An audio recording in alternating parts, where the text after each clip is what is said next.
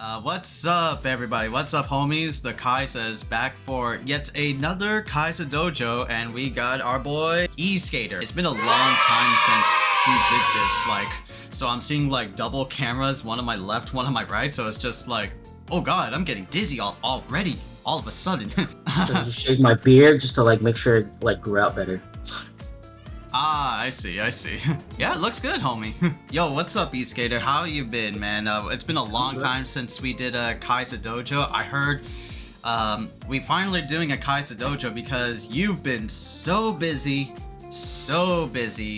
with the bar exam these past 3 months, or even feels like more than 3 months to be more precise. You're right. It's more. You're not even wrong. It does not feel. It is more. Yeah, Eskateerr was doing his not even you take like the bar exam every year or every other year?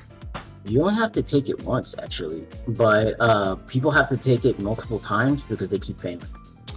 Oh, I see. So they administer it twice a year, once in February and the other time in July. Mm-hmm. And I'm pretty sure that's like the whole nation, because like every state has their own, I guess, guidelines. I guess. What do I say? Standards. They have their own standards for like what is to pass and everything. But I'm pretty sure all of them do it in July and February. Oh man. Yeah, so like Eskateerr has been like AFK from like social media. He's been like ghosted for so long because he had to fully concentrate for the bar exam, and luckily, alhamdulillah, he's done. So he's pretty much free until your test results, as I talked to you before, should arrive at around October-ish or September-ish. That's correct. You're right. Yep. Yeah, and yeah, that is a long time to wait, but welcome to law. We've been saving up the Khaiza Dojo. We had like one before, but by the time Eskateerr was like done, we had to like change up like topics, and what better topic to talk and discuss over? Yeah, so many things have happened, and so let's start with the biggest one that had so many stuff, and it was just like, I feel like the peakest year we had, and it was EVO 2024. The biggest like year, I would say, man. Overall, like, well, first, treating it as like a movie, non-spoiler impressions. Yeah, it was a wild ride for like EVO 2024, man. So much like stuff has been like going down for EVO. Yeah, it's I mean, I've only been able to watch it a couple times, but I guess I started watching it again at the right time. I didn't get to watch everything, because I was still studying, but, you mentioned to me that, KOF 15 was going on. I was like, I can't, at the very least, I gotta get the finals, so it's like. Yeah, let's start like right off the bat. Let's just like, let's just grab it by the stomach real quick of like EVO 2024. Our biggest, like, our best tournaments and our worst tournaments. What was our best tournaments to watch, and what was our worst tournaments to watch for EVO 2024? So I'll put the ones that I wanted to watch, but I missed because I was studying. Right. I wanted to watch the MVC2 stuff, but I didn't get to watch any of it, because I just right over my head. But for me, I guess the best moment for me was Street Fighter 6. When Punk finally got, yes. That was it for me. But Third Strike was that was wild. Third Strike felt like an entertaining circus. Yes. Yeah, and especially a good one too. Yeah, especially so yeah, let's go over them like bit by bit, right? Like we're talking about as of right now the showmanship of the Third Strike tournament, right? Street Fighter Third Strike, because of course EVO 2024 is like the 20-year anniversary of the Daigo parry of Third Strike from so many years ago. If you don't know what that is, I mean, we're not here to say it. You could just like look it up on Twitter. You could just see like Justin's face at every you just have to see it. It's like. Yeah. Of course, it's like, you have to be there, but everybody knows EVO Moment 37, so we shouldn't like explain it to y'all, so. But if you don't, I mean, there is YouTube. There is YouTube. Everywhere. I mean, it's shaky footage, but like that kind of builds the charm of it, you know, because like back then you didn't just have all those, you didn't have good capture devices, I guess one should say. It's one of the most historical moments in competitive fighting game history, because like back in that day there was not many fighting games that were being like played other than like Third Strike, if I remember correctly. I mean, there are like obscure ones like SNK ones and other like obscure Capcom ones, but Third Strike was the one that was like keeping the fighting game like scene afloat, and Third Strike was the one with like the impossible thing to happen. So now we have it here, like 2024, where like history almost kind of repeats itself, especially with Third Strike, and more specifically with the Hugo player Hayao. Bro, how do you even like, how does that man like play Third Strike? He's 34 years old, he's married. So it's my age. But... yeah, it's like, it's almost like, yeah, I'm close to that age. I'll be close to like 30 pretty soon, by like next month. But yeah, like 34, you're like already married. You assume you like Hayao has like a child at least, and this man was just like, he has a lot of caffeine in his system. He was doing splits. He was like just waving high fives at the crowd. Is like, yeah, he's like, damn, a lot of energy, a lot of caffeine on this son of a bitch. You know, last night I went to cause I'm like, yeah, at least tapped into like some of the art and punk scene here. And a friend of mine, she like hosted like she hosted an event, right? It was like a bunch of punk punk bands like playing and stuff. Right. And you can tell like a lot of these guys, like they're older than me, but like they got the energy for it. It's just when you want to do something, like you find the energy, you find the passion. And like, sure, like he's married and stuff, but like I'm sure his wife is probably pretty supportive of him doing something that he really likes. That's part of a healthy marriage, you know, letting your partner do something that they really like. So right. That's what I would chalk it up to. That's just me personally. Right. I mean now in the age where fighting game players back in the day were just like hardcore like OCD addicts of just like fighting games, now people are actually, you know, fighting game dads now. Alex Valle, Justin Wong, Arslan Ash recently had his like daughter, I think like a few months ago. I think like because I remember seeing that like his like wife was pregnant or something, so I was like, I guess he'll be a dad soon or something. Yeah, I think he's already a dad by that point. Yeah, by the time like EVO 2024 rolled around, it's like he's already a dad, and it's like, yeah, man, everybody's in the age of like fighting game dads. It's just how it goes. Fighting game dads, fighting game uncles, man. Like it's... yeah, that's what I'm proud of. Like fighting game uncles, man. I'm already like an uncle of like 1, 2, 3, 4, maybe like 4 kids. Eskateerr's like an uncle of like 2, 3, 4 kids as well. Oh man, my brother had 4 kids. Okay. Yeah, but that's like the charm of like, well, like that type of like demographic is like, yeah, fighting games, like we sort of like have like this unabashed like love for the genre, and we teach like the next generation to, well, the Olympics is right around, so no pun intended, to like carry the torch from our old like flames, and we have to let them be the new generation forward. Even though we may... Or esports just went on too, so like... Yes! Esports World Cup happened, EWC, and the final results happened, and Shanghai won the whole like set out of like a 2 out of 5. Saw your tweet, yeah, Yeah, I was like, wait, Shanghai won that? I'm like, yeah, you see this grown man like crying, he's like 34, he's like 34, 35-ish, he's no like spring chicken, he won this year's KOF 15 World Cup, he won SF, he won a lot of other SF World Cups, man. Dude, he's like a Harlem Globetrotter. Yeah, dude, you're getting up there, man. You know, it's just like when we were kids, like, you think that like being an adult is like this big, organized, grand thing, and then once you're up here, you know, especially like us, since we're definitely already adults, like once you're here you realize like everybody's just a giant child that hates going to work, and when they go home they get to do something that they really love.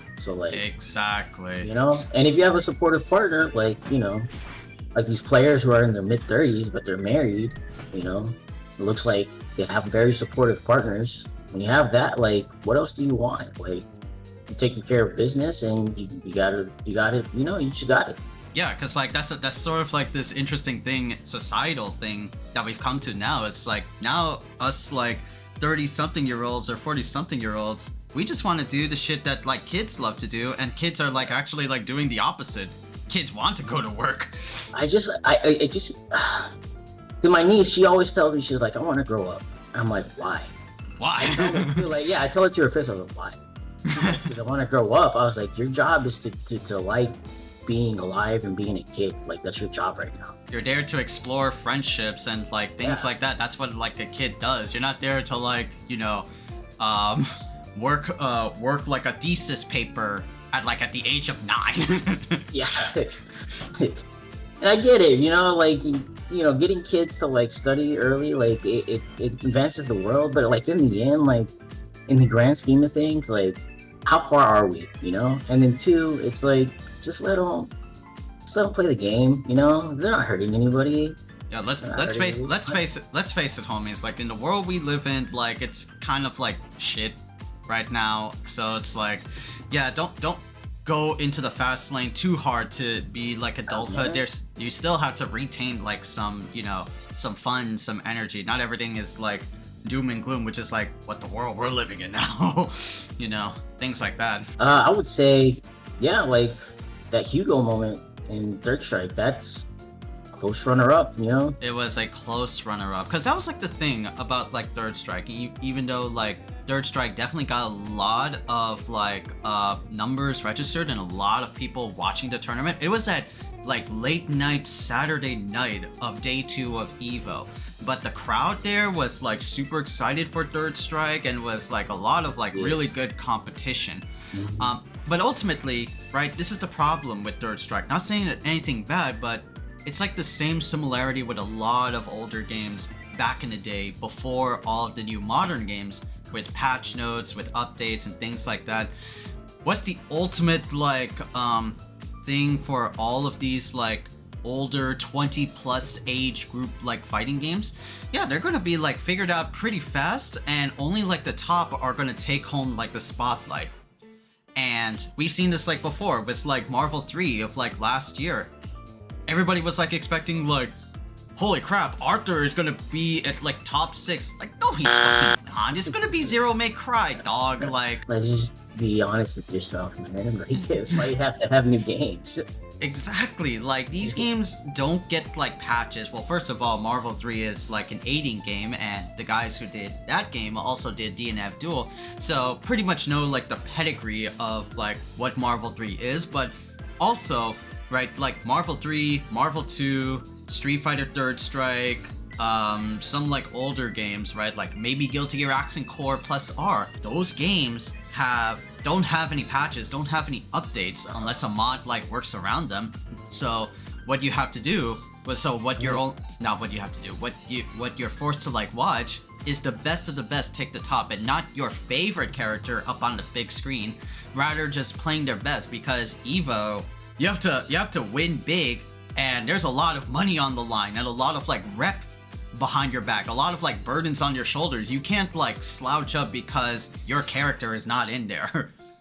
Yeah, and there was a way that they updated games back then, but it was just like re-releasing the game, you know, and it was expensive to do, you know, or in even earlier scenes, if you wanted to do it in the arcade, like those machines, you know, they weren't cheap, you know, so they weren't cheap.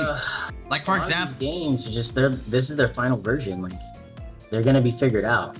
Like, for example, if there was like an old school like KOF 98 throwback tournament, yeah, you're only gonna be seeing like characters like Geese or like Rugal in like top stage. You're not gonna see like Kyo and Iori. No.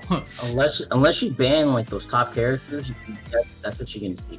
Yeah. So in EVO, you always gotta like play your best, and with Third Strike is the clear-cut example of those old-school fighting game archetypes where most of the tournament scene for most of the top tiers for Third Strike are 2 characters, Chun and Yun, and they dominate the game for the most part. There were like a couple of excited. They're like, oh, we're gonna see someone else, and I'm like, nah. I already knew that. Like, yeah, it's not.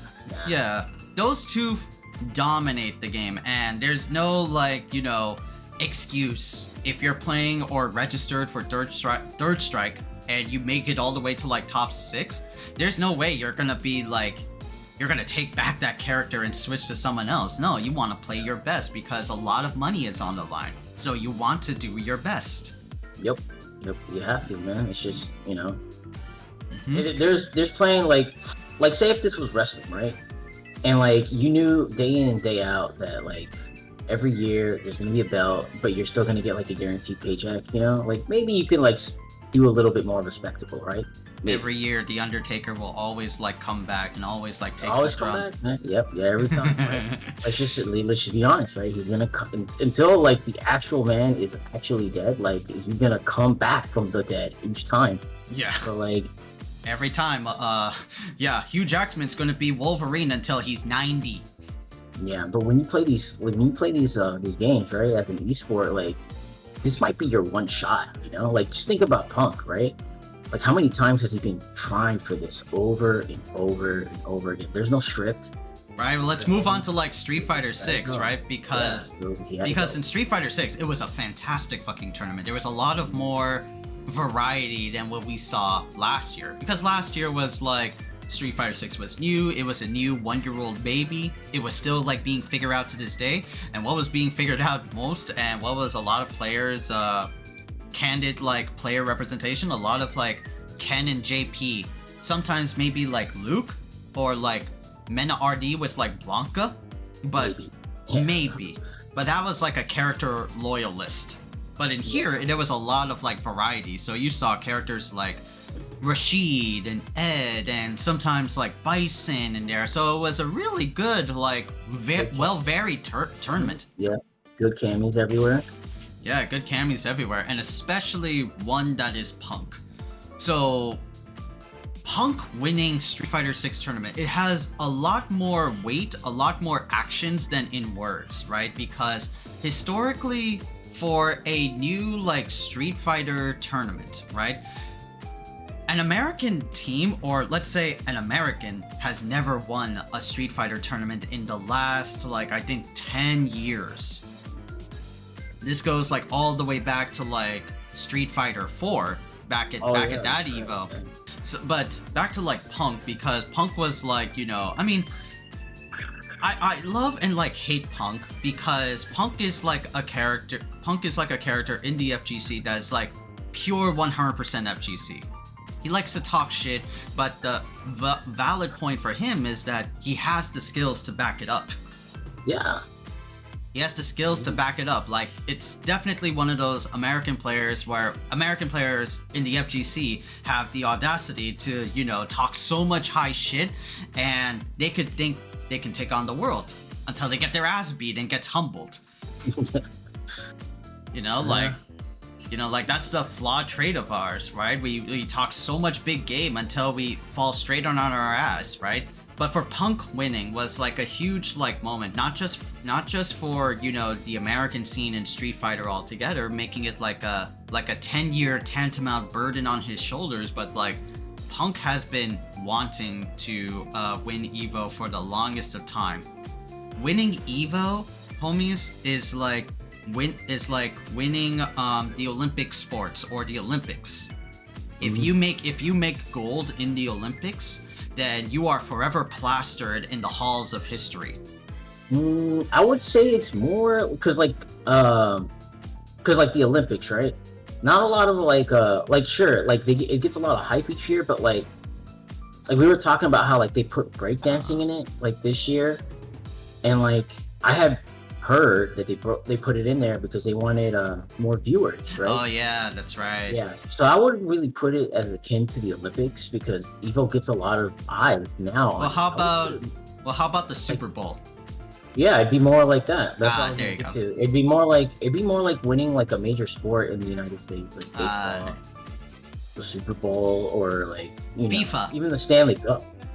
Maybe even more like the Stanley Cup, because like. Because MLB in like the NHL, they actually go across like countries, right? They play with Canada, you know, Right. especially like the NHL. And Evo gets a lot of like international players, but it's, you know, super hyped. So I would put it more on like on that level, because when you get in those communities, you realize like this is, they don't care about football as much, because I don't care about it. I'll be honest with you. I think it's boring.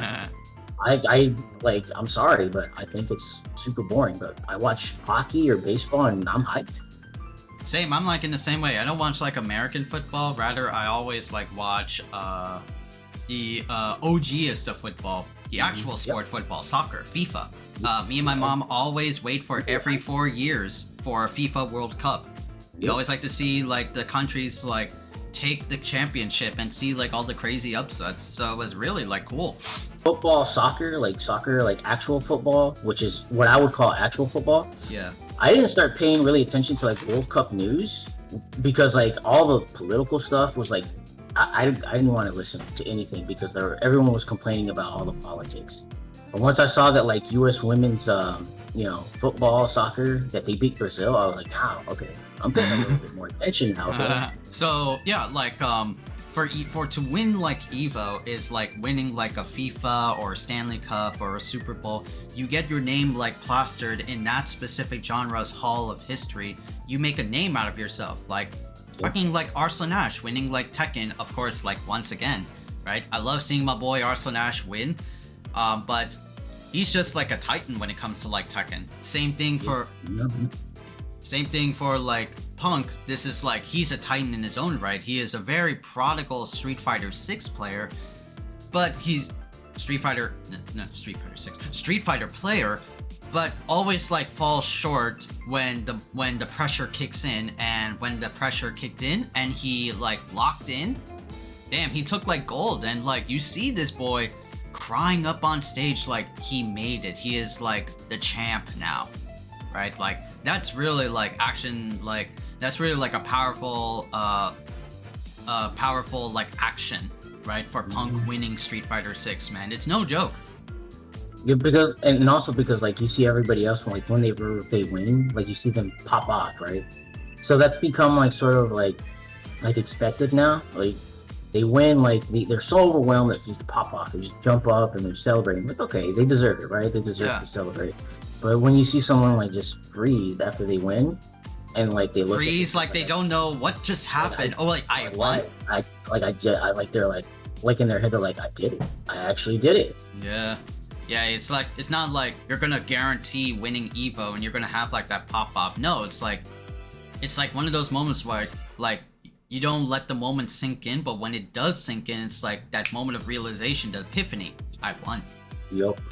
I did it. Yeah. You know who also had that? It was it was Grand Blue's top 6, and this was also on Sunday. It was Nitro and Wise. I was gonna ask like what were like some of the, because I didn't get to whole watch like a lot of it. Like what were some of the like stuff that like the tournaments that you thought were like super underrated that people didn't watch? So I would say like KOF is like an underrated like tournament, of course, right, which we'll get to that eventually. But there's also MK1 tournament, which was also underrated. The funniest thing about like Mortal Kombat 1 is that now it's like, it will be next month is September, so it will be exactly 1 year that Mortal Kombat 1 launched. Yeah. I forgot about that. It's gonna be a year pretty soon. Yeah, and it's gonna come out with like season 2 with a new story mode, new characters, and new balance update, and new fatalities. But even then, like a year has passed for Mortal Kombat 1, and everybody was super hyped for it in the first month, and then after a year, it just fell off because so hard because of just like how the game is. There were so many like technical bugs and glitches that just plagued Mortal Kombat. And of course, right, like a lot of like different opinions here and there about like Mortal Kombat characters per se. And of course, right, the other, if you finish like the story mode, you have like invasions mode, and invasions mode. It's kind of boring. Yeah. It is boring as sin.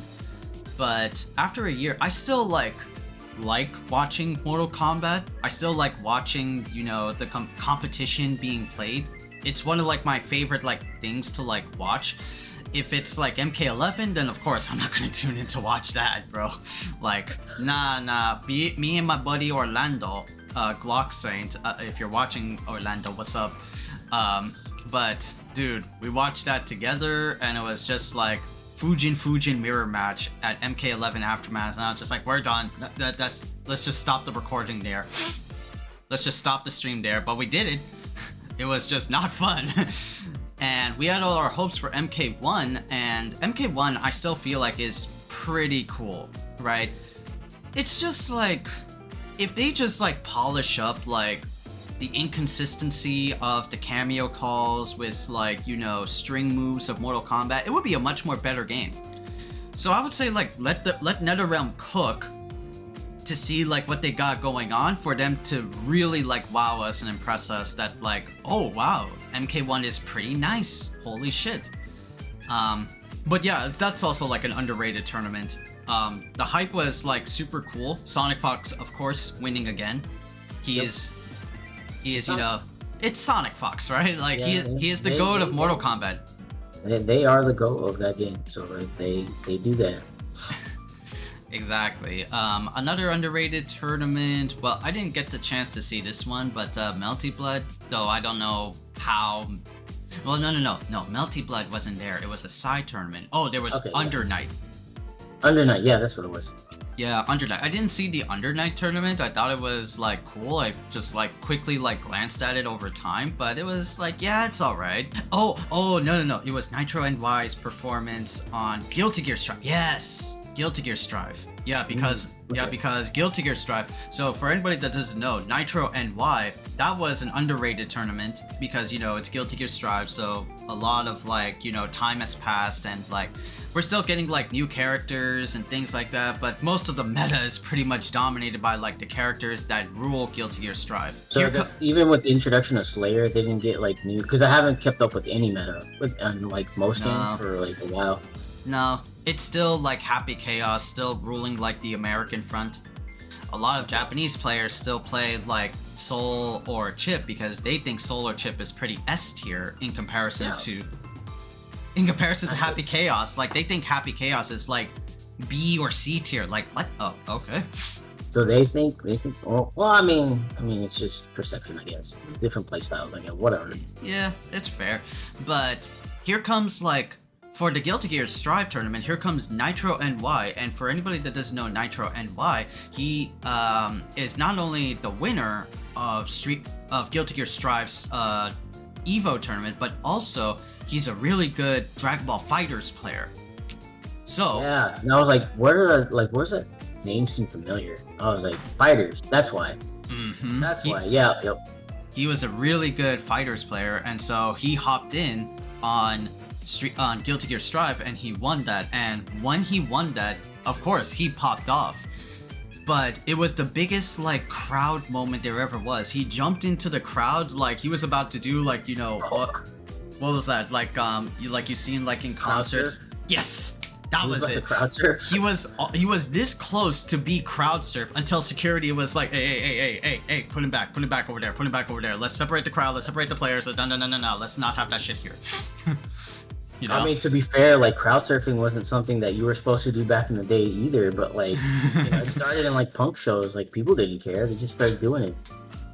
Yeah, right. But still, I would love to see like a crowd surf him, even though like, man, fuck the rules, man. Like he popped off, like let him pop off, bro. I'm like, I think that would have been a good time to actually do it. That would have been a good moment. But, I get where security's coming from, because I was a security officer once, so I get it. Yeah, but that was also a really tantamount one because, you know, it's, you know, when it comes to games like Grand Blue or Guilty Gear Strive, even like Blaze Blue, most of like the tournament scene for those like anime games specifically are the Japanese players. They always dominate. So for an American, like Street Fighter 6, for an American to take the throne for a tournament for an anime fighter is also really speaking volumes. Yeah, it's true. Yeah, you got a point. That's a pretty good point. Mm-hmm. So that was also an underrated tournament. Underrated tournaments, of course, my best tournaments were, of course, like Street Fighter 6 and Tekken 8. Tekken 8 was also really good. Of course. I see the end of Tekken 8 because I wanted to watch that because of Arslan, who was playing and stuff. Yeah, there was a lot of stuff going on for that Tekken 8 tournament. Of course, Arslan Ash won. The second best. It was the grand finals was Arslan Ash versus Atif, and both Pakistani players at like Pakistan nation, baby. That's what's up.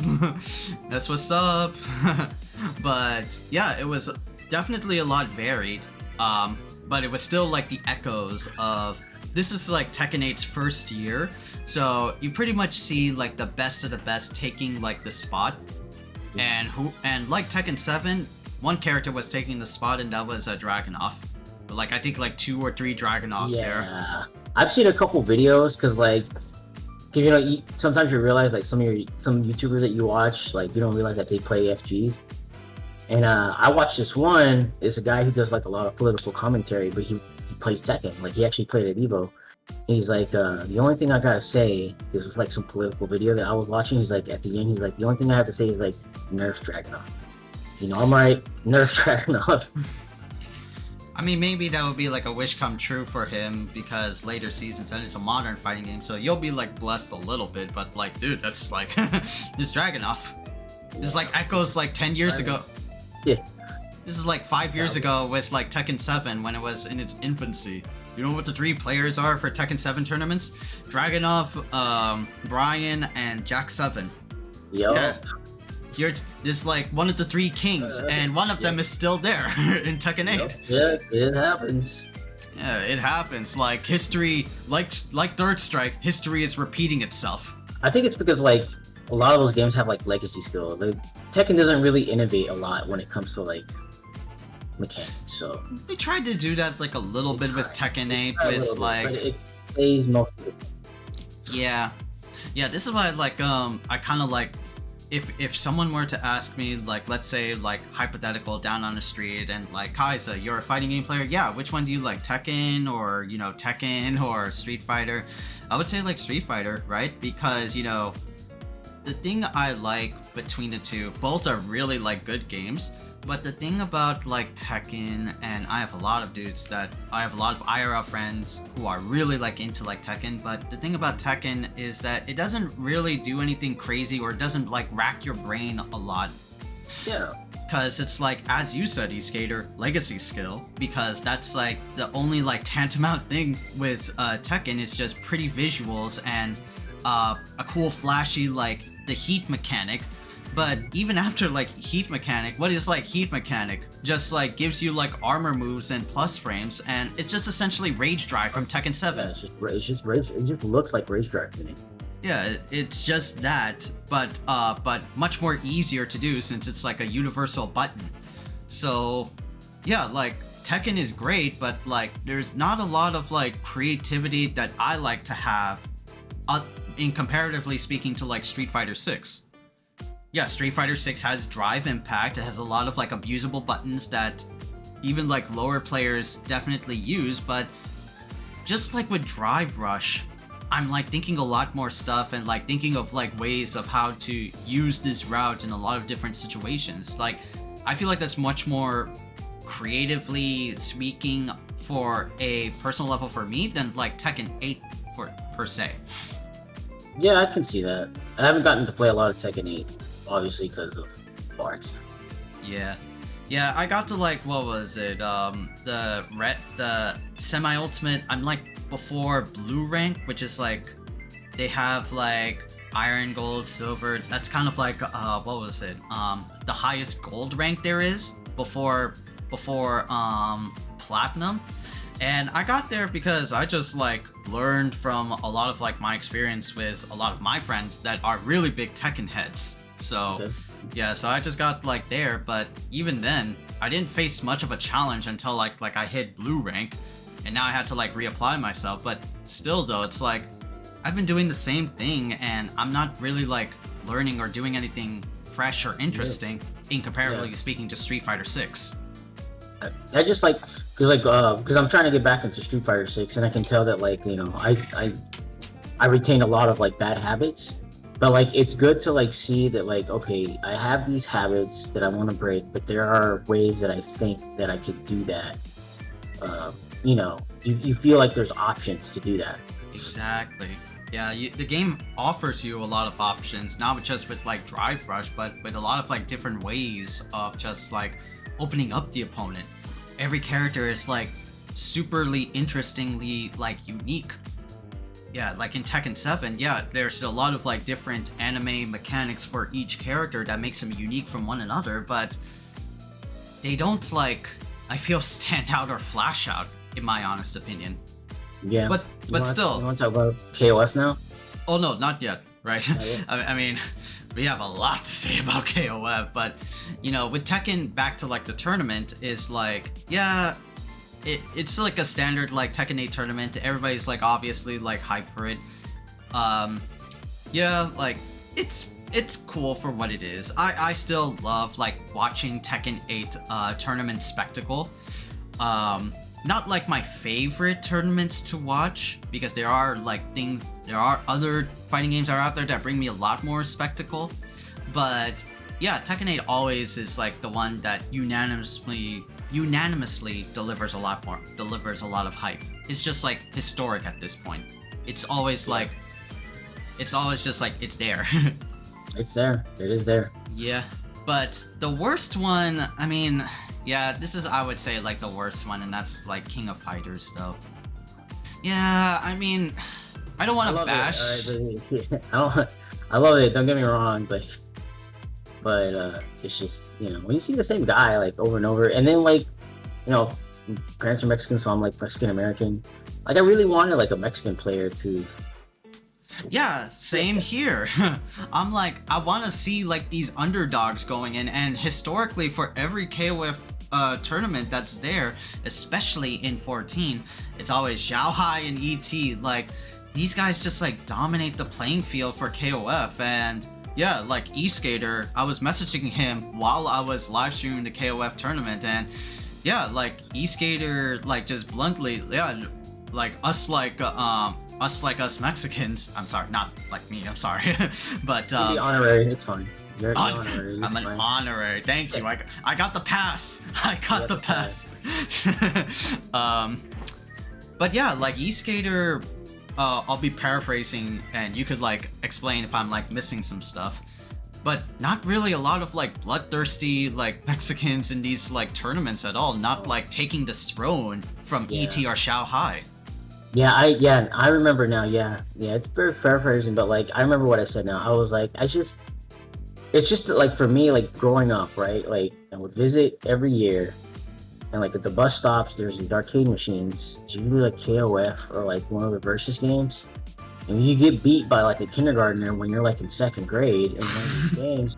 You get humbled, right? So you think like these guys are killers. Like they know what to do. They're up there. They know how to play the game. Blah blah blah.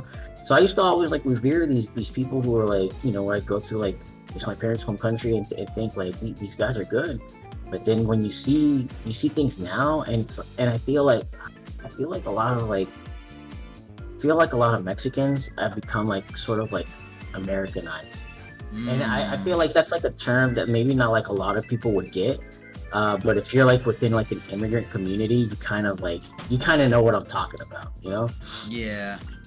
And it's just kind of disappointing, you know? It's like I don't see like that killer instinct in their eyes. That killer instinct. I don't see that AI on them, you know? So it's like it's just disappointing, you know? Yeah. When you see like this, like it's like for me, I always love seeing like underdogs take the belt. That's like 100% like true. I don't really like to see like Japanese players or Korean players or Chinese players dominate, because you always have that like stereotype, especially in like in the olden days. You're just like good at like everything. So we're slowly like coming into that age where like, yeah, now more countries are getting a lot more visas now and are training it to become like the goats of ye old past. And yeah, I just like to see like, obviously for me, underdogs, like the underrepresented group of a country taking the throne of like a fighting game.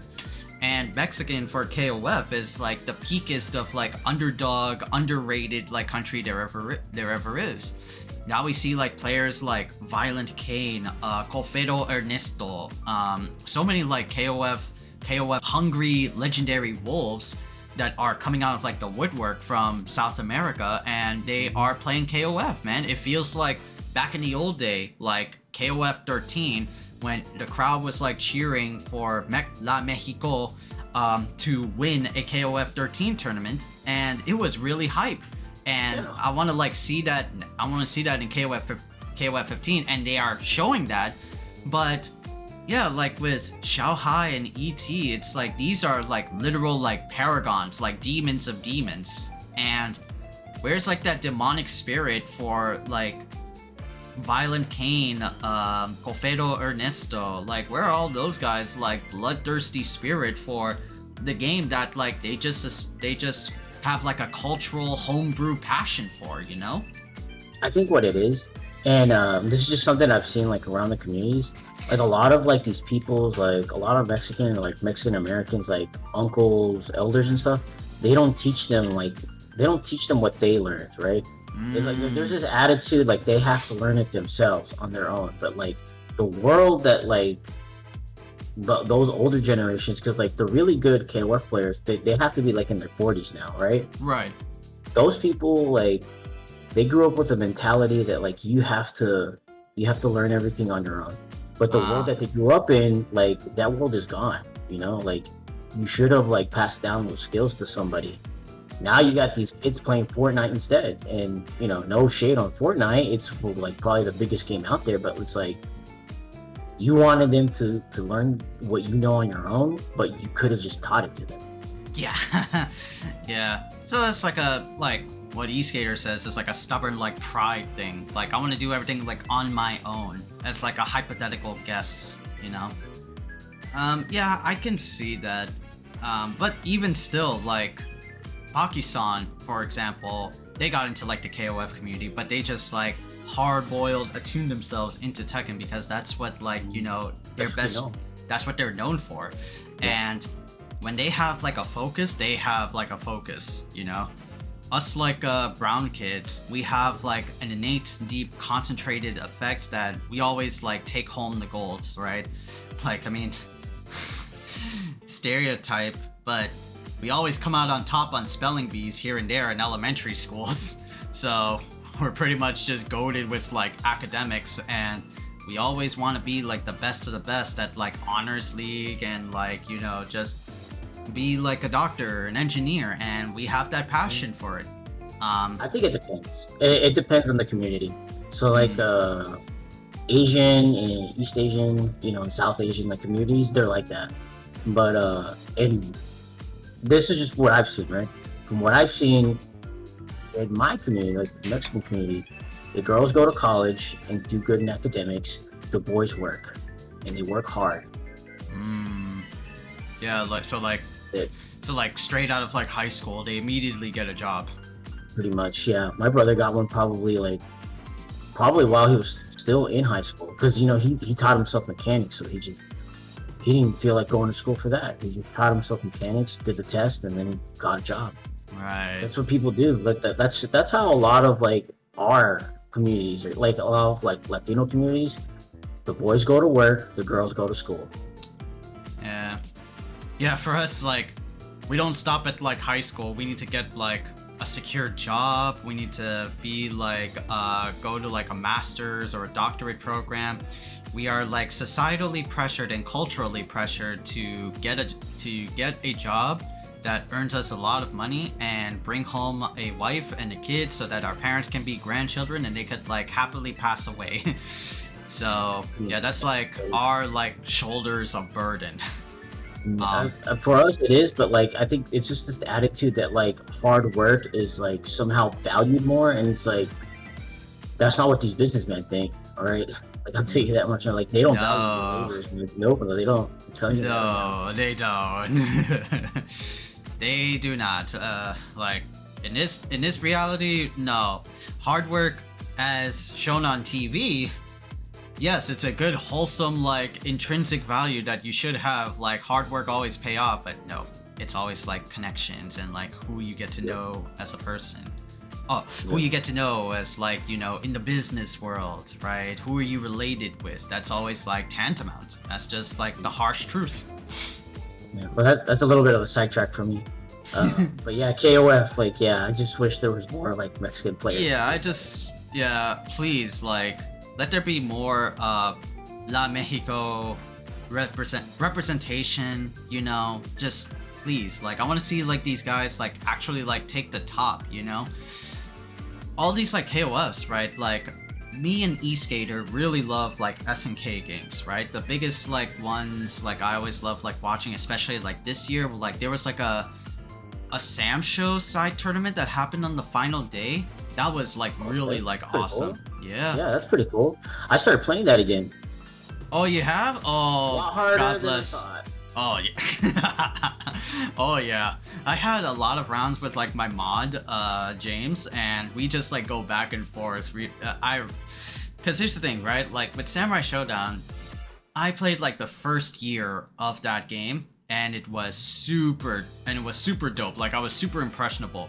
Then I played like the online and got my ass beat because of connections and really powerful people, so made me lose like my motivation. But I still have fond memories that it was still a solid like. Samurai Showdown is the definition of footsies. There's not a lot of combos. There's not a lot of cool ass like really cool strings. There's no like Doria, you know, everywhere's, right? Like no, it's like 2 to 3 combos at best. 2 to 3 combos at best, right? Because why Samurai Showdown is pretty goated in my opinion? It's very harsh, not just like in terms of learning, but just like damage.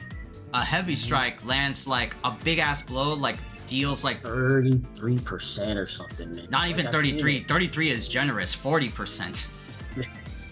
Like 40. You see the life bars like just instantly, you know? It's Ultras and supers do like 50 to like 75 if you really understand your opponent too well.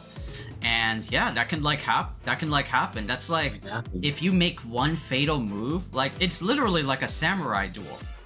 You make one small like little fuck up, that's it. You're done.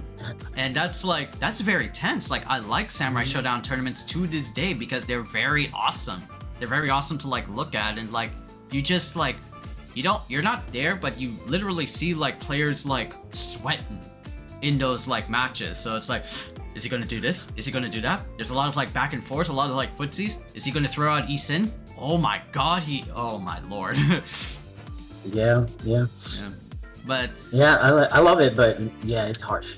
It is harsh. Yeah, but for like KOF, right? It's again, it's like it's one of those SNK games that I also like love to this day. Me and Eskateerr are SNK boys, so we love like King of Fighters a lot. But to see like KOF like just, you know, be dominated by like the same like crowd, or have like the same like characters topping in all of these like KOF tournaments, yeah, it starts to like, you know, be boring and dry at best. Like you're there to like just be part of the community, but not really like for the spectacle of the game itself. Unless you see like crazier characters like King of Dinosaurs or like Kukri, right? Well, Kukri is also like a A-tier-ish like character, but like I thought, like that's what I was gonna say. Like I thought he was pretty up there in the beginning. Yeah, Kukri is also pretty like high-tier-esque. If you see like King of Dinosaurs or maybe like Terry Bogard or Ralph Jones, then yeah, that would be pretty awesome. But no, Hyder, Benimaru, Iori. I mean, Rock Howard is there, and I love Rock Howard to this day. He's my boy. As Eskateerr would say, he's my favorite character to lose to. It is. He is my favorite character to lose to. But yeah, like a lot of like the same thing. It's like it's one of those modern fighting games that even though it's like modern, there's still like no changes. It's still, we're playing the same game back in 2022. Yeah, like 2 years ago. 2 years ago. that Yeah. seems like a long time ago now, doesn't it? Like it seems like forever ago. It seems like forever ago. Yeah, we were all so like impressed at KOF, but the only problem with KOF is that, and it was kind of like the first hurdle of its downfall, it was sandwiched between two AAA budget titles, Horizon Zero Dawn True. and Elden Ring. That's true. Yeah, I remember like right afterwards, Elden Ring. Everybody was talking about it, and I still haven't played the game, by the way. I played like the first like I played like the I just haven't played it. Oh, okay. Yeah, it's classic like Souls with a lot of like exploration. It's there to you want to be like popular. Yeah. Yep, pretty much, yeah. Just to catch up with the crowd. That's all it really is. But those were like our best and our worst tournaments. Now, let's get to like the meat of it and about announcements. Yeah, man. I mean, the big one. I mean, for me, the big one is City of the Wolves. You know, it's just, Yeah. There's like they like drip feed us all this information. You know, I'm just waiting because like I know for a fact I'm gonna beat Jeanette in there. Yeah. I'm doing that. I just want to be able to play the game, man. Like, City of the Wolves have been like play tested in a lot of these like different like Los Angeles like events or Las Vegas events, and I just want to have like a play test like in my own hands and just like see like how it feels instead of looking through videos from like ye old ago and just be like hyped by visuals like alone. I want to actually like feel it because damn, it looks so freaking good with all like the mechanics, all of the offensive but also defensive mechanics, and characters look hella like dope, and of course like the rev system. Man, like City of the Wolves is awesome. Some of the combos you see too like are like insane. Like the last one that like they showcased for like Terry was like he like did a power dunk into like another thing and then into another thing, you know? Yeah, man, it's really like dope. It really is like an evolved version of King of Fighters 15 with all of the crazy different like EX cancels after EX cancels. So yeah, I'm really like I really want to see what like more City of the Wolves is like. The trailers there, like Kevin, for example, like yeah, I just call him like Ralph 2.0. Like he's just like police cop with like fire explosives. Like yeah, I thought it was Ralph at first, honestly. Yeah. Dude. I thought he became a cop. Oh wait, no, that's a different character now. That's a different character. But yeah, like Ryan, Kevin Ryan was there. Like he was really dope. From SNK, like yeah, the wildest one, and this is like the first like steps was like SVC Chaos getting like released, or like an HD upres pack. Yeah, and that I know, and I haven't been able to like get it or do much, but like it just, you know, a lot of people don't really talk too much about it, but it opens up like a conversation about like more obscure games, right? So like after seeing, so like I see on YouTube like somebody posts about SVC Chaos, okay, and then afterwards somebody talks about remember the EX Alpha series for like Street Fighter? Like immediately, like it rolls into like a video for that, and so you start thinking of like, you think maybe like Eureka or like, you know, Capcom could try that again. You never know. Like, but then they you know they talk about, you know, fighting EX layer, and it's like, you know, it just opens up a lot of more like conversations about these things. Yeah, because that's the thing, right? Like they may be like small, like in comparatively speaking, but these are like. It's really much like the Marvel vs. Capcom Fighting Collection for SVC Chaos, right? The reason why it's there is not just for the love of old school heads and of course new gen fans that want to get into the craft. Rather, it's that these things are being released to gauge the audience interest. See what they say, yeah. See what the interest is. See what the conversations will be like. What the conversation will be like, and if the reception is positive enough, we may get a new CVS 3 or a new Marvel vs. Capcom game. I'm hoping for both, okay? Because I want both. Yeah, of course, we want both. Yeah, man, like CVS 2 and the Marvel 4, like, yes, I want both. Yes, please, I want both. Appetizers and dessert, please. Like, yes, sir. Yes, sir. That's like the really like interesting announcement. There's also like some other ones, like, well, speaking of SNK, like Terry Bogard getting his first teaser trailer in Street Fighter 6. I was initially like, yeah, I was like super hyped, and then I looked at his face, like, because that's like the biggest thing with with Terry is that he looks so off.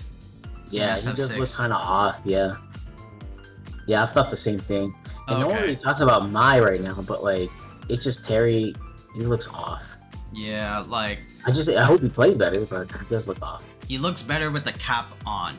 Then you get to see like his whole face and everything.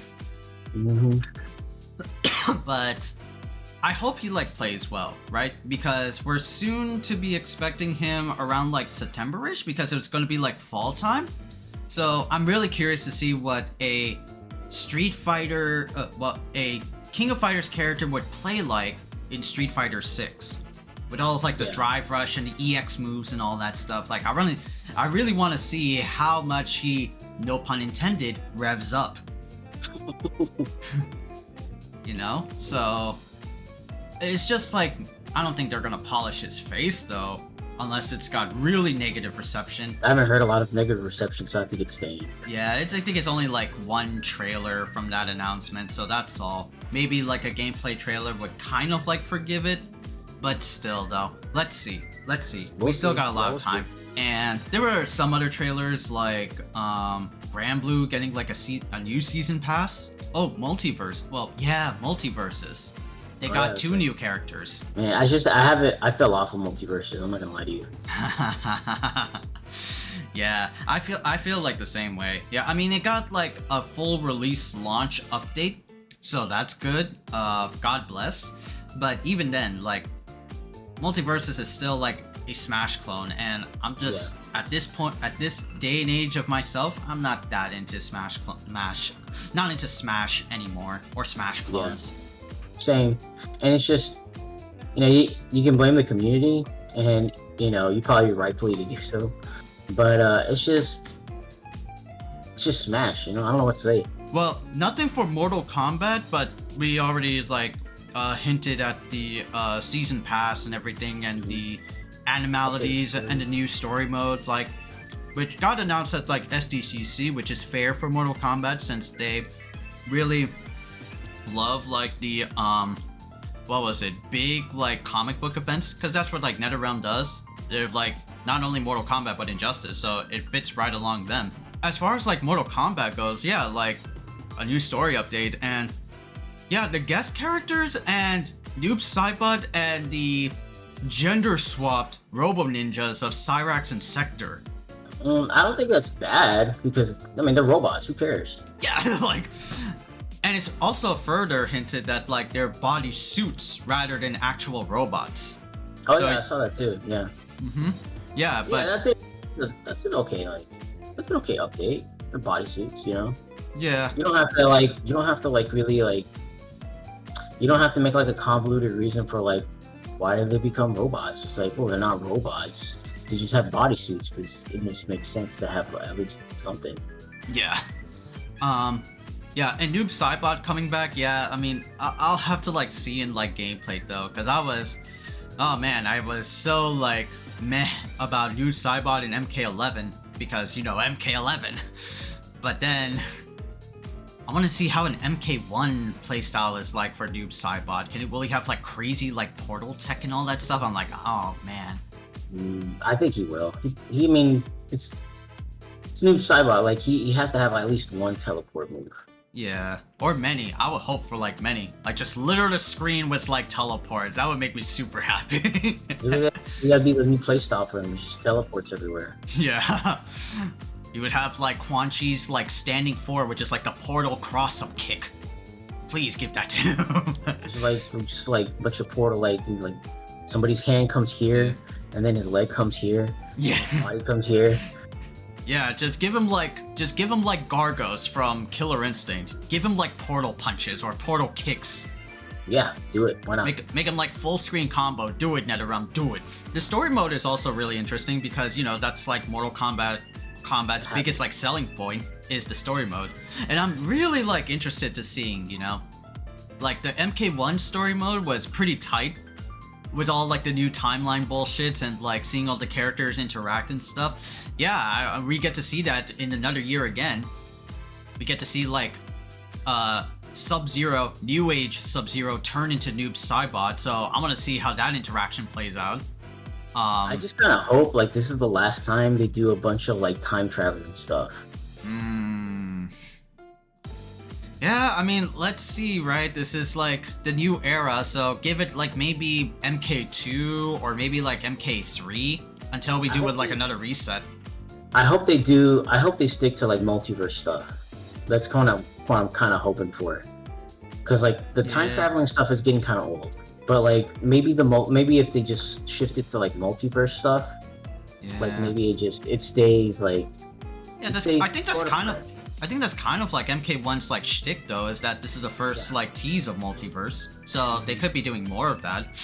Lastly, like the guest characters. How we feeling on the guest characters of year 2? I think they're doing okay with that. I mean, they got Conan the Barbarian, and I heard that they have a better Arnold Schwarzenegger impression. Plus, Conan doesn't have to speak much, so there's that. Yeah. Who are the other guys? I forget the other people. I just remember Conan for sure. So Conan the Barbarian, Robert Patrick's T-1000 from T2. That's what it was, yeah. And that one should be easy to do. And they got him to actually do his voice.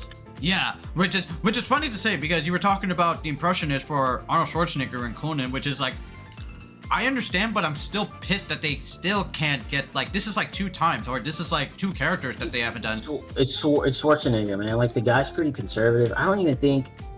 I heard like a rumor that he doesn't really even like playing the Terminator, so I don't know how he feels about his old roles like to begin with. So like it might be kind of hard to like even meet his like demands.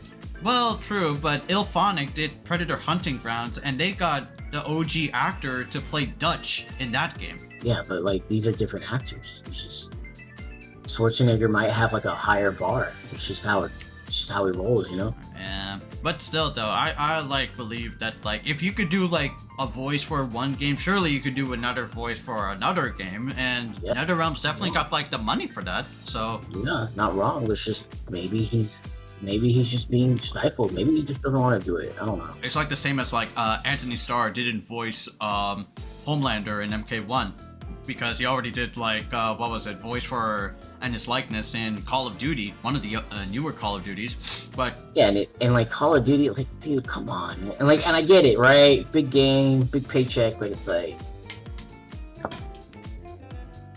there's better shooters now, man. Come on. And the last guest character is Ghostface from Scream. Oh yeah, that's right. I was like that because I remember thinking like they did it like differently this year, but I feel like a lot of people aren't gonna like Ghostface, but I'm gonna feel I'm just curious. That's it. Yeah, same. I feel like I'm curious though, because like Ghostface is here and there. He was in one fan horror game called Terrordrome, but yeah, like my first just bias for Ghostface, bro, he's just a dude that shanks you a lot. I don't see anything creative with this guy. I feel he's gonna be like a knockoff Joker from MK11. Yeah, maybe he could do throw in other ghost faces, because Ghostface in Scream is there's no just one Ghostface, there's multiple people. That's how Scream goes. It's a whole I've never seen Scream. I don't know any of the lore. That's why I'm mostly curious, because I just don't know anything of it. Yeah, it's just bad family tree guess-ish. That was the plot of Scream and the reasoning behind the killer, and then it just went to so many tangents. So I think I've heard this somewhere, but I feel like someone said this about the guest characters. They're running out of characters that they can mutilate in Mortal Kombat. Well, I mean, they could just bring back some of the ones they've already done. Yeah, people would love to see Jason again. Bring back the Predator. Or Predator, yeah. You could do that again. Yeah, you can do that, but they're trying to like go for like some like thematics here and there for each of like the Mortal Kombats. Like MKX was all about horror brands. MK11 was about like Hollywood stardom. 80s action stars and stuff like that. Yeah. MK11 was all about 80s and action stars, and then year 1 for MK1 was all about superheroes. Okay, I mean, I get it, you know, but it's just that, like, if the thing is, like, let's say, like, the theme is, like, bad Superman, right? Like, they could have done, like, Conan feels okay, right? It feels like that fits, sort of, right? Because it at least originated somewhere in the comics. Yes. But, like, Ghostface? Yeah. Yeah, You know? which is, like, really, like, out of line, because it's, like, 80s and 90s action films / scary films again. And and NetherRealm has done that again, so it's like... That's what I'm saying. It's like, if you're gonna do the theme again, like, you can do the characters again, too. Like, you do past ones for stuff like that. Yeah, like, there's a lot of, like, other horror, like, actors that really deserve, like, the like 80s and 90s horror / action trope or theme in Mortal Kombat. Like, there's so many others. There's Michael Myers sitting in a closet somewhere. They could just totally bring his ass out. I'm surprised they haven't done Michael Myers yet. Yeah, like, considering how, like, the Halloween films have been doing receptionally wise, like, yeah, I mean, that's like a gold mine right there. Yeah, well, like, even, like, and this is kind of out there, but, like, even, like, say, like, the clowns from, like, those Rob Zombie films, like, that'd be kind of creepy to do. You know, you could do that guy. You could do the Killer Clowns from Outer Space, that old school jank movie. That's true, yeah, like, it's jank, you know, and people wouldn't mind, like, blowing them up, you know? Yeah, exactly. So it's like a weird pick, but that's just like how it is. Maybe like hoping for like a year 3 or something like that, because they have done that before. Year 3, year 4 for True. Mortal Kombat MK1, MK11. Yeah, so hoping, let's see. I'm hoping for like a big like balance adjustment, because I want to be able to play Mortal Kombat consistently again. And the only problem with playing Mortal Kombat is, like, yes, cameos are cool, but no, cameos are bad.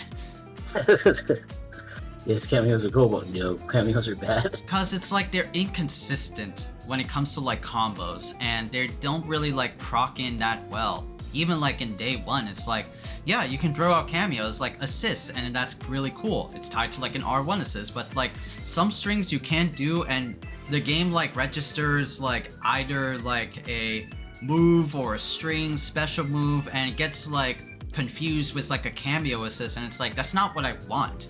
So it's like really like an inconsistent barrier here. Yeah, that has happened to me. I get where you're coming back. Yeah, that is kind of annoying. Yeah, but that was like Mortal Kombat 1, and the biggest announcement, all of it came from Tekken.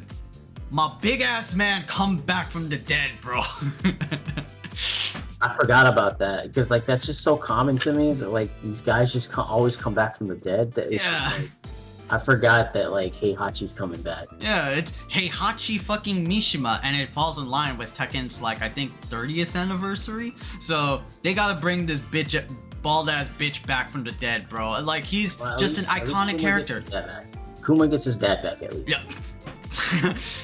Kuma gets his dad back. That's 100%. Get that knockoff Reina out of here, bro. Like, I hate that bitch.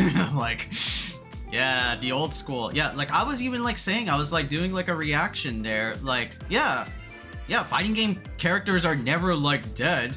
Because there's, like, some lore heads out there that, like, Heihachi died in the volcano. He's never coming back. I'm like, bitch, have you ever played a fighting game before? But and then they try to bring like real world like physics in it, but it's like, but he can't come back because like, it's a volcano. It's like, yeah, but you're playing a video game. Homies, this is not just like fighting games, but this is also just like fiction. If a character is like pretty popular, or if the creator wants them doing karate, like what? Well, like, I mean, come on, man. Well, I mean, that's like a totally different tangent, but like this is all about like fighting game characters coming back, right? We had this sort of like bitching and moaning for like Mortal Kombat 11 when Melina wasn't in the game, and in MK11 in the DLC, Melina came back. And then like you gotta remember, like fighting games came up in like the 90s, right? So it's like the one trope I do remember from the 90s is the villain always comes back. Exactly. Like Whereas, Shredder, like people don't even know that like Shredder died, like actually died, like in the comics, first issue. yeah. Because they didn't know if this was gonna keep going on, right? And like later on, they did bring him back, but it was like a clone made out of worms. It was kind of weird. Yeah. And like, but like in the movies, he came back. He just always comes back. Even in the last one, like the last animated one, they hinted that he might come back.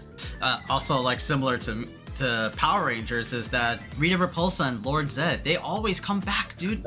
They always come back. Yeah, the bitch like fucking, or the bitch and the wife and husband turned fucking good at the end of like, I think like the 5th season of In Space, and happily ever after. But no, Rita Repulsa is Rita Repulsa. The bitch always comes back. There's even a Robo version in the anniversary special on Netflix. Like, oh, bitch, that's so cool. I might watch that now. Yeah, but yeah, these like villains or these characters, if there's like a popular demand for these fighting game characters to come back in any way, shape, or fashion, they will come back, right? They will. This is fiction. This is comic books. This is fictional television in a nutshell. Characters will always come back, if so willing the writer gods deem it so. The Green Goblin is never dead. He always comes back. Doctor Doom always comes back. He always comes back. You know, so it was really cool to see Heihachi come back. Like the remnants of the Heihachi like force. He's now like a monk. Yeah, you like how like everyone was like, Harada lied, and it's like, well, you have this stuff, so like, if I was him, I probably would have thrown you guys off too. Yeah, Harada lied. It's like, you think like a company head like Harada, you trust a company to offer the truth? No. That's like saying Capcom always promises like a Power Stone game. Like, I wish that were true, but like, man, no. Oh, you cut deep to like. It's like one of those things like you trust a company to have like feelings and like want these like things to like come. No, they don't. They care about your pockets and investments more than anything. That's what I hate. People are always like, why did the company do that? It's like, because they like money. Like, I don't know what you live in you live in a society, dude. Like, I don't know what you're talking about. We live in a society. Oh my god, Choker 2. Oh shit, that's right. Oh yeah, and then Joker too. I don't want to talk about that because I already know there's gonna be toxic couples like trying to emulate all of that. Oh jeez. Yeah, there was also like Tekken sponsorships and collaborations too. There was like a Chipotle thing that they did, and they also have Tekken like Nikes too. They partnered with the company and they got like exclusive shoes. That's pretty cool. Yeah. Chipotle did the right thing partnering up with Evo and Tekken. Yeah. All started with Street Fighter 6, mind you. That it all started last year by giving like gamers like fuel for watching tournaments and like powering up. Yep, I'm telling you, dude, that was the smartest thing they could have done. Yeah, it's very smart. Albeit, Mom and I are not the biggest fans of Chipotle. It's good. Neither am I. And neither am I. I hadn't eaten like Chipotle in like literally like 4 years before I ate it like probably the day after I took the bar because somebody just gave me a gift card. I think it's like overpriced for the most part, but still, it's like it's a smart decision. Yeah. But with like Heihachi being like the 3rd character, because now we gotta like think about like he's the 3rd of the season pass, so maybe like the 4th character could be something really like wild. How are you gonna top Heihachi though? Yeah, I don't know how they would top that. Who do you think it would be? A guest character. You think a guest character? Yeah, that makes sense. Yeah. Either Tifa. Everybody wants Tifa from Final Fantasy VII. Like a lot of the girls would fight. Like a lot of the girls that are already there already fight like her. So like. True, but like it's like everybody says Tifa's the perfect candidate because she punches and kicks. I would want Brock Howard in the game. That'd be better for me at least. Yeah, for both of us. Yeah, I would want Brock Howard in the game. Yeah. Just like. If the father was in the last game, surely the son has to be there. What if they continued with the good Street Fighter thing? So like, what if they brought in like Balrog? Oh, well, Balrog wouldn't be that like hype or like memorable though. Like, cause like, cause like Balrog, that guy, who remembers the Moxer? What about if they just did Bison, like straight out? Oof. Bison. Oh man, that would be Especially something now that crazy. like he has amnesia too. Yeah, You know? So like you don't even know if it's like the same guy. yeah, they could really do like Bison. Like they could just like throw that shit in there. Yeah, but it still is like up in the air. They could do something really like crazy. I mean, Tekken is no far stranger from like adding really obscure characters into I mean, the they mix. did Negan. And that's what I was gonna say. Yeah, they did like Negan last. They did Negan last game, which is like Negan, the guy from The Walking Dead. He's there. Next thing you know, they're gonna. Yeah, next thing you'll know, they're gonna add like. What's a popular like TV show now? That's like probably like Patrick Swayze. Patrick Swayze. Some shit like that. I don't know. I was gonna say House of Dragons, but I don't know. Like somebody from there, maybe like the head dude, the one that he used to be like Doctor Who, but the one that guy plays. What is it? Yeah, what did they? Yeah, that could be very true. Or maybe like a Marvel character. I don't know. It's all about Marvel characters. Because if they did Tekken, like they would want to do like something from the MCU, and like, do you really think Disney's gonna let them touch anything from the MCU? True though. I mean, it could be wild though. It's one thing to do like another Marvel vs. Capcom, right? Because that's at least like Disney feels like less risk, right? Because there's already demand for it, and like it's more cartoony. Yeah. But like I don't know about Tekken, dude. I don't think that's happening. They're gonna do it more anything from Far Cry than anything from like the MCU. Well, Final Fantasy, they could do like the main dude from FF16, Clive. They could do that, yeah. Clive Rossfield. Yeah, they could definitely do that since they did like Noctis in the last game. It would not be that far off. People still want like an anime like manga character like Kengan Ashura or Baki to be They like might be more pressured for that too, because like especially with like the new TMNT Naruto crossover, they could feel like a little bit of pressure on that. Yeah, that's very true. Since like TMNT, it's Bandai Namco. Pop off. Like I'm buying the Last Ronin game first off. Mm-hmm. I'm watching the movie first day, and then it's just, you know, they could feel that pressure, you know, especially with like the realism that comes with that universe of the TMNT. So like if they're already doing like a Naruto crossover, they could be like, whoa, why can't we do like Baki or something? Why can't we do Shredder in Tekken?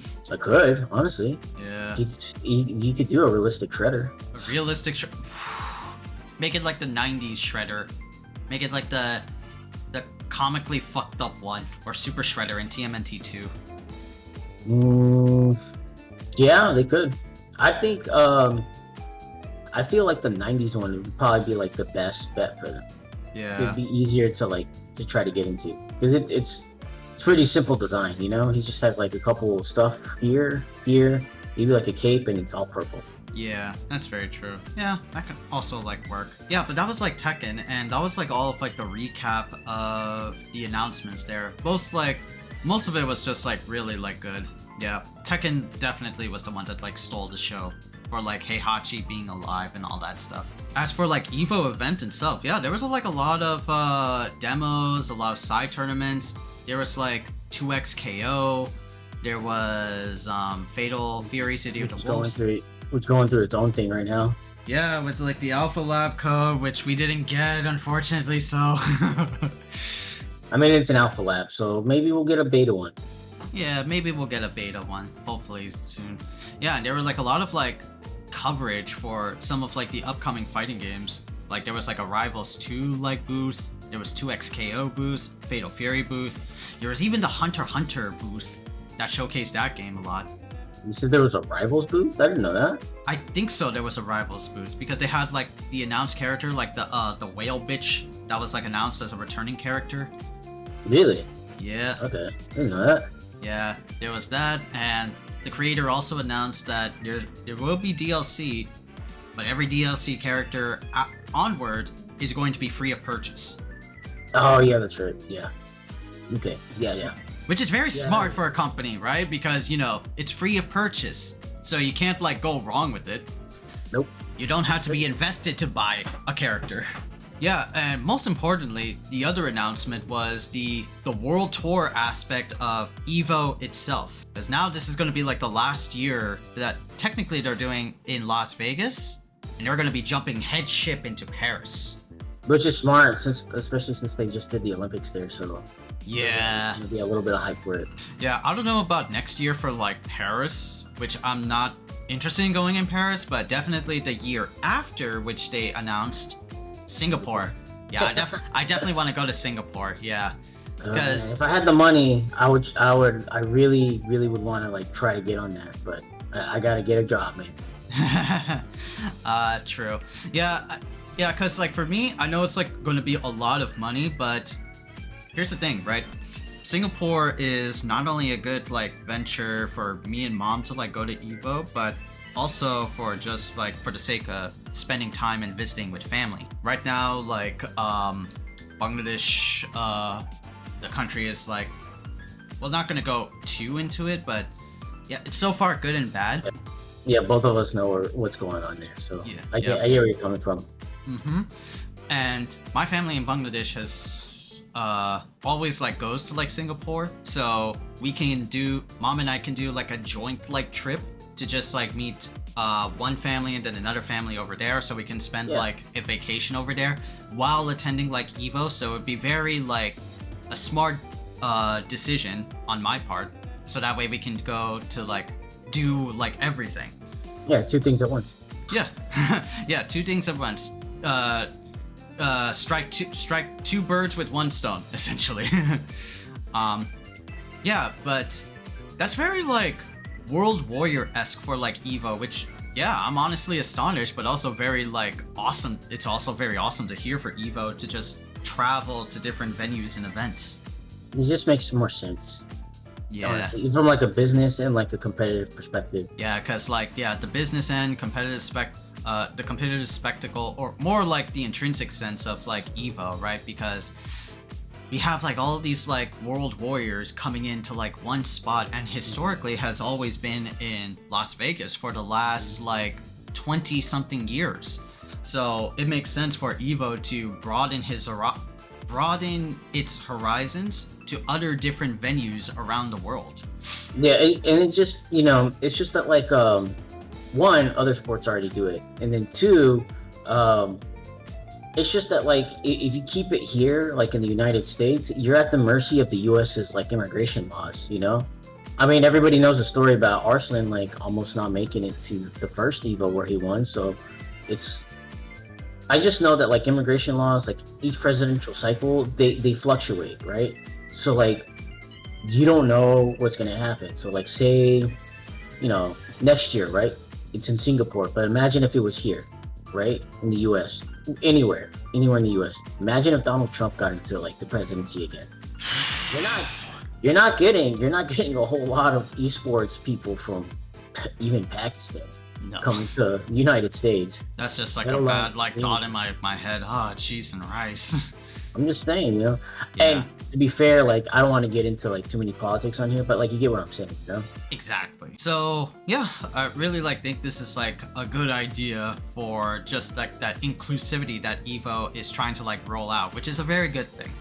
It makes sense to me, It just makes a lot of sense. For us as like the consumer, right, we have to think about like long term ahead and save our money. As I always say, for these types of like events, like going to like even like within the United States, plane tickets aren't always cheap unless someone is like covering you or someone is like covering your trip. Then you're Gucci. But if not, you have to pay out of your pocket, and paying out of your pocket for plane tickets is really rough. Going to like Bangladesh like in the winter costs us like $33,000 or $3,000 for each of us because $3,000 each. Oh, never mind. Because we went on peak hours, and this was like during December. Yeah, I was like, oh, never mind. Yeah, prices did go up then. Because back when I was still in the service, it would cost you like $1,000 something to come back home during the holidays. And I thought that was way too expensive. But I guess now that looks pretty cheap. Yeah. Yeah, like it's unless you're like very select people that can afford to go traveling around the world, or if you're like a business tycoon, then yeah, do it. But for the common man, not that possible. Next year though, they're gonna have like their Evo lineup. What do you think is gonna be in the next lineup for the top 6 or the mainline 8 games of Evo next year? For like each one, or like just the main one? Well, the obvious ones like Street Fighter, Tekken, Mortal Kombat, Grand Blue is definitely going to be coming back, right? Fatal Fury City of the Wolves is definitely going to be added for sure. I think Fatal Fury is gonna take the spot where King of Fighters is. And I think this will be the last year of Under Night, unless they do like a new one. But maybe they could do like. I don't think they will do Under Night again. Yeah, I like guess. The game. Don't get me wrong, it's a good game. It's a great game. But I mean, just thinking it from like their perspective, like they want bigger communities. Yeah. I think instead, what they're gonna do is instead of like having like more retro games, like on the side. I think they're gonna start doing like one big retro game each time. So I think next year, it's gonna that's be what they're do. Yeah, that's what they're gonna do. Yeah, they're gonna have like one main retro like throwback title for every year onward, ever since like UMVC 3, and definitely Marvel 2 has to be the one that takes it. It has to be. I mean, the collection's coming out like at the end of the year. It just makes sense. Yeah, it's good promotion. They're not gonna. Yeah. Well, they could do like Marvel 1. But on a casual sense, yeah. They're doing Marvel 2. I'm telling you, they're doing Marvel 2. Which is a funny thing because, like, yeah, like, it's sort of like, yeah, Marvel 2 is the most casual driven. Everybody remembers Marvel 2. Why? Because Marvel 2, the big roster. It's a huge roster, man. It's just. Which is, like, when you look at the nitty gritty of, like, Marvel 2, yeah, Marvel 2 is great, but there are a lot of things that, make Marvel 2 not that great in comparatively speaking to other Marvel vs. Capcom games, for instance. True. Marvel 1 was a lot more, like, it was 2v2, it was a lot more snappier, there were a lot of arcade sounds and soundtracks. Marvel 2 was reused assets from older games, and it had a jazzy OST, which is good, but... back then, it was Exactly. Like, what's this jazzy theme to our popular Marvel vs. Capcom franchise? Nobody liked it back then. But I could see, like, Marvel 2, like, coming back, right? Yeah, and like what we talked about in Street Fighter 6, in Street Fighter Third Strike in the beginning, there's going to be a lot of bitching and moaning for, like, the top 6, and it's going to be MSP. You know what I do think, though? And this is just far-fetched. I think given, like, a year, like, give it within, like a year or so of Sparking Zero coming out, I think after that, they're either going to have already made like a small announcement for Dragon Ball FighterZ 2, or they're gonna make a big one. Oh yeah, I would love to see like a FighterZ 2. Yeah. Because the FighterZ is, I mean, it's effectively like sunsetting right now. It's essentially like starting to go away.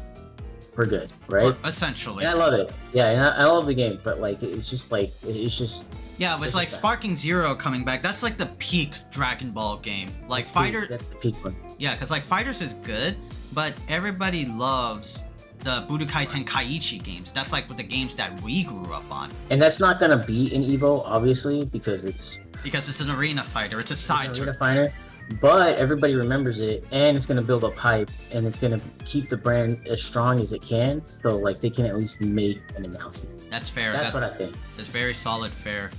Oh right, I forgot like the another announcement, and that was like for Guilty Gear Strive, right? And that was like the season 4 characters. That was the season 4 characters. They were gonna have like Dizzy, Venom. Okay, I didn't hear about Venom. Yeah, Dizzy, Venom, who else was there? Who else is coming? I forgot. Oh, the Guilty Gear anime character, like from the first ever anime show that they're doing. Oh, yeah, that's right. I need to watch that. I keep forgetting to. Yeah, that's right. And Lucy from Cyberpunk Edgerunners, which is Guilty Gear's first ever guest character. Which is smart. Yeah, which is very smart. That like opens doors for Arc System Works. Now they could like incorporate a lot more different character IPs into that game. Like if they here's the thing, right? I think like Lucy's like a good candidate, but I feel like it's already too late. At least like for Cyberpunk. Yeah, I'm starting to think that too, but maybe they were able to do that just because like Cyberpunk's starting to like die off, so maybe like It's they now more want loose to bring them in. yeah, and it's more loose to bring them in, or like maybe or like boost Cyberpunk's profile a little bit, I don't know, something like that. Yeah, very true. I could see that. Yeah, because like Lucy's also a good. Well, Lucy's a smart decision and both a bad decision because like everybody expected the main guy David, but Lucy's a smart pick because anime waifu, right? It's like Yeah. it's just like the smartest like go-to pick. You see a lot of like thirst traps on like Instagram and TikTok for this girl, and it's just like it's just obscene, but it's a smart, lucrative choice. It's just how it is, you know. If they were like, You gotta sell units, so you put a anime girl out there, so you sell units that way. if they were really smart with GG Strive, they could add someone like Jujutsu Kaisen, someone in the modern era. That would be smarter. I've seen a couple episodes of that now, and I'm a little hooked. Yeah. The manga is apparently going to be ending soon. They're going to be having their final battle, so I'm okay with that. Things should end. Stories should end. especially with what was it? Yeah, they could even add like My Hero Academia because My Hero Academia ended. It ended, yeah, that's true. So the loose like yeah, My Hero Academia IP could be like up for grabs, and they could just like do something smart and add like maybe like Deku or Bakugo or All Might. Yeah, that could really be like I would see Bakugo being a better fit than the other two. with the explosion shit. I could see that, yeah. Or maybe even Shoto, the little boy with the fire ice shit. Oh yeah, he would fit, but I feel like Bakugo would fit a lot better. Yeah, that's true. Yeah, but I guess like goes to whoever is like the prettiest. And Shoto's like definitely the one that's like prettiest. I had like one friend of mine back in the day in like early streaming that she was like super into like Todoroki, like so hard. Like she would have like she would have like body pillows of him, or like, you know, have like I mean, where I'm sorry if like I'm dissing him / her, I'm sorry, but yeah, like imaginary like relationships with him, like yeah, like that's Yeah. yeah. I don't know what to say to that. Yeah, wherever you are, I'm sorry, but you Yeah. know, like not to like oust, but like, you know, this kind of like not just like you per se, but it's the archetype. I'm not hating, but No. it makes girls look like bigger weebs than guys. Yeah. Dude, we already see that with like Jujutsu Kaisen. You saw like the first few episodes. Every girl was like thirsting for like the one dude with like the blonde hair and the glasses, Nanami, Yeah. and having like getting like a hair chokehold against him. Like, bro, Yeah. shit, man. It's. But anyway, that was like our Evo recap, and we can't wait for like Evo next year, though. I'm hyped for it, honestly. Yeah. If I don't get to go anywhere, I'm definitely gonna be trying to watch regularly. Yeah, definitely full show. Next year, or not next year, sorry. Next Khaiza Dojo we'll be like talking about and discussing. I'll have to like make a day, but this one will be out at like the end of the month. I'll do like rigorous video editing. But the next one me and Eskateerr will talk about is our love for SNK. Yeah, so really can't wait for that. But I'm gonna make notes for that, by the way.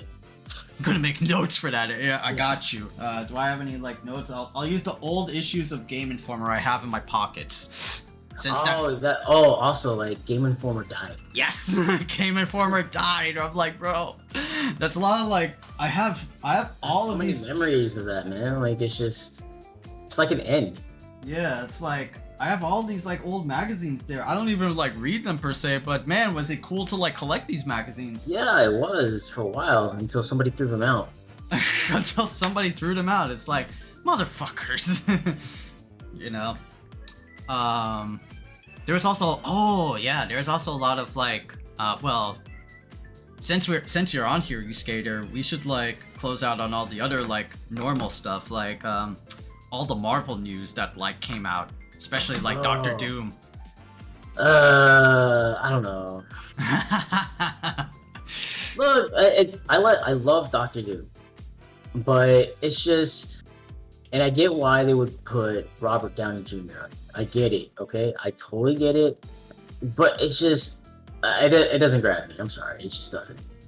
I feel that. I'm really, really hoping that things get better, especially after that awesome Deadpool movie, but it's just... Which is a 9.5 out of 10. Me and Eskateerr can vouch. That movie is a goddamn, like, banger, I would put it 9.7 for me. 9.7. Oh, man. Dude, well, we can say spoiler since we both watched it. What was your favorite moment in Deadpool? If you had to choose one. I had to choose one. I think whenever they find all the was it the Fox characters, like the edgy ones in that cave. You know what I'm talking about? Yes. Yeah. Oh damn, bro. And then it's either that one or whenever like all of them go up against do that big action scene against the Deadpool Corps. Yeah. Well, no, not that one for me. Oh. Very nice looking, great. No, but I'm talking about with Deadpool and like Wolverine and all those X-Men like B-list like characters. They all go up against like the same. Yeah, you know what I'm talking about. Yeah. Yes. Oh yeah. It's just kind of iconic for me. Yeah. Not iconic, but it was just like the most fun part of that movie.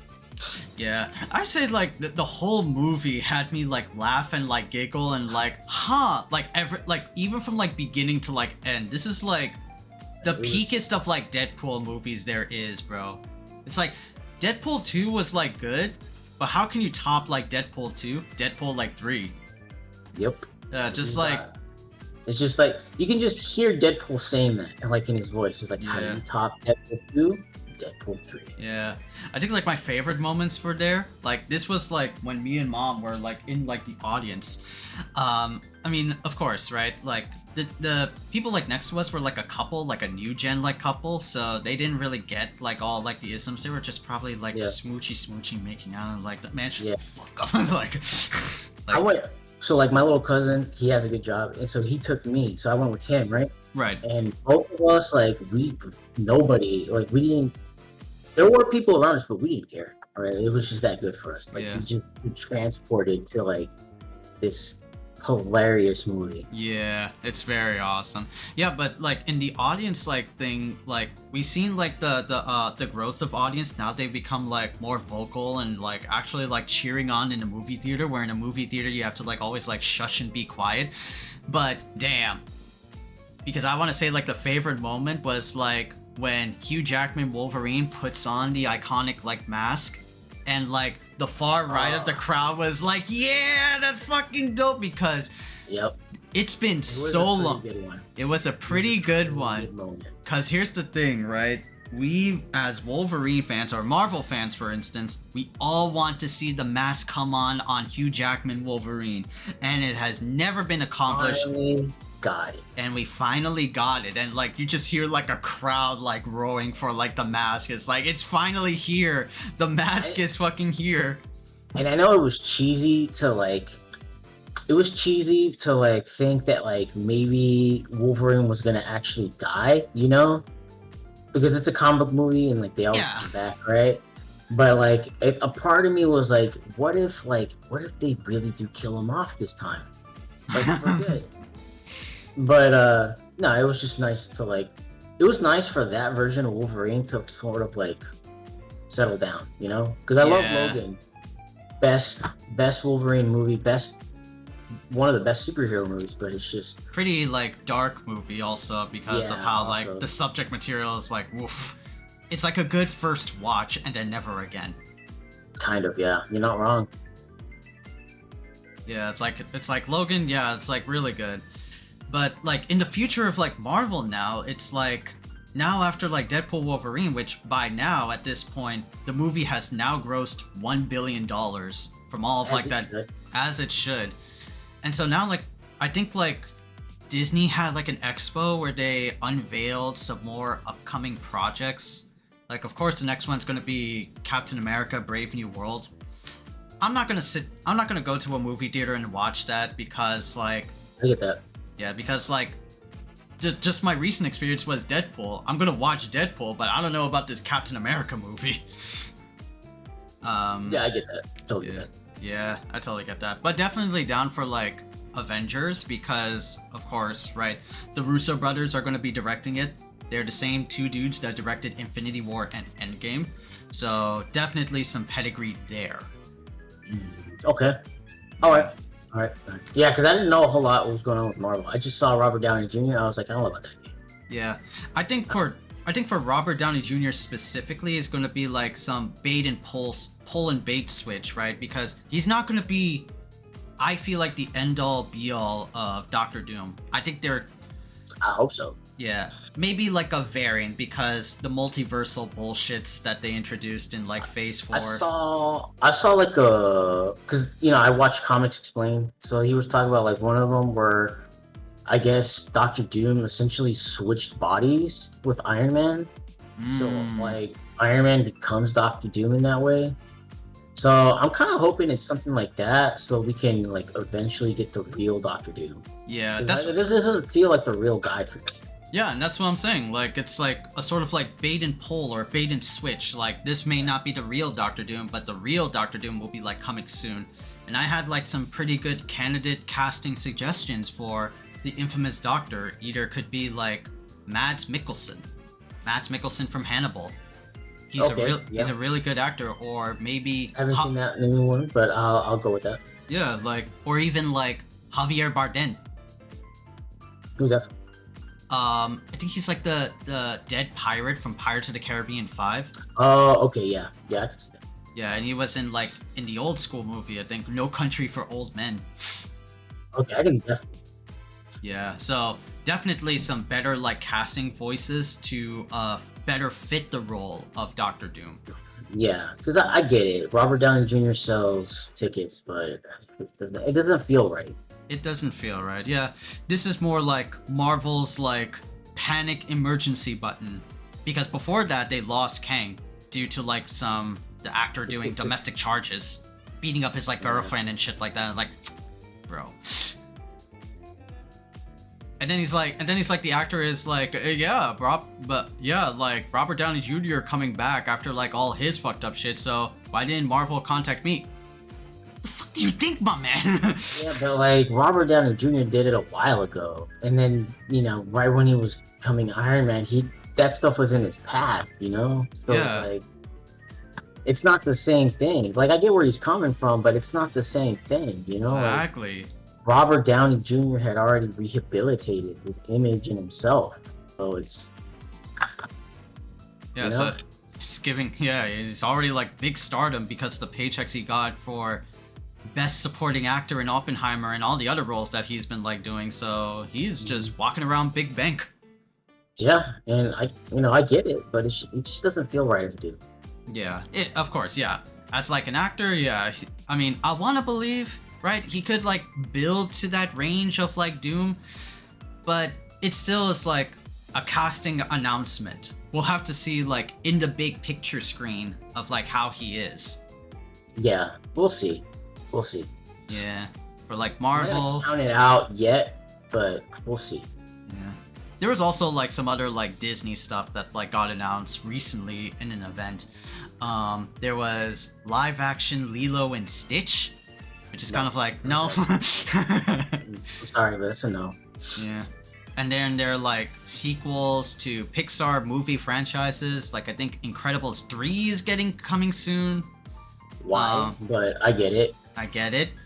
And the biggest why, Toy Story 5 is like the biggest why, but... Why? But I get it. Why? But I get it. Like, then there was, live action Snow White. Live action Snow White is coming soon. I'm like, Big why. Yeah. And I don't get it. I don't get it. I just don't get like this like trend of like, there's also Moana 2, which is coming soon. That's charming. I like Moana 1. Animated. It's gonna be animated, right? Yeah, that one's gonna be animated. That's okay. I get that. Yeah, that one's one pretty. Sequel to each one, like right now, seems okay. Yeah. Back in the day when they did like sequels to the animated films, they were kind of terrible. Oh yeah, for sure. Lion King 2, definitely up there. Aladdin 2 and Aladdin 2. 3. Aladdin 3 was straight to like it was straight to home movie. It was just straight to DVD, yeah. straight to DVD and VHS. Yeah.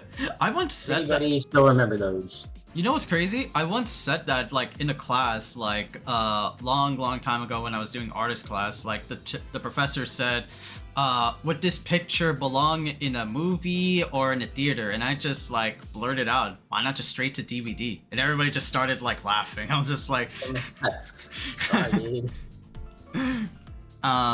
but yeah, like all these like Disney movies, I just don't like why they have to do like live action renditions of animated movies, man. Like I don't like it. I'm with you there. The weirdest one for me was live action Lion King. Live action. I've never watched the whole thing, but like one time I caught my dad watching it, and I watched a little bit of it, and I was like, this is not too weird. It doesn't make sense. It's just I don't like it. I don't like it. Yeah, just probably is like, oh my god. Imagine fucking, well, I mean, it has there in old, like, lore, but Disney live-action Tarzan, I don't even want to think about that, bro. Yeah, like, jeez, man. Ugh, Disney, bro. I feel like that's a good wrap on that part, so. Yeah, that's a good wrap for y'all to think about. Live action Disney sucks. Like, but yeah, that's it for today's Khaiza Dojo. It is getting late, but yeah, let's turn it from here. Y'all can find me on my social media platforms, mostly Twitch, YouTube, Twitter, right? Where can they find you, Eskateerr?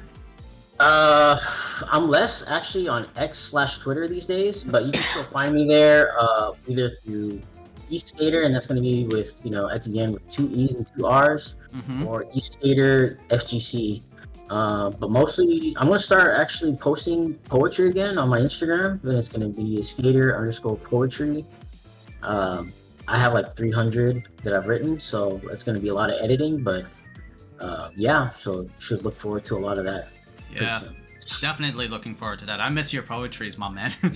Yeah, it's gonna be like reposts. So like the one I did about the Green Ranger, like whenever Jason David Frank died, that was gonna be reposted, and I'm gonna try to edit it so it looks a little bit better. Ooh, I definitely want to see that, man.